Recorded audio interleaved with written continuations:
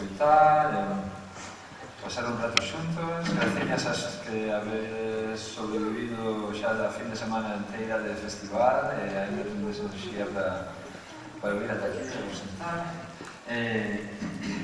En fin, acabamos de queimar un pouco de palo santo, igual o cheirades dentro de un pouquinho, este fume sirve para purificar un pouco no que estamos. Se hai algún mal espírito, xa está saindo pola conta.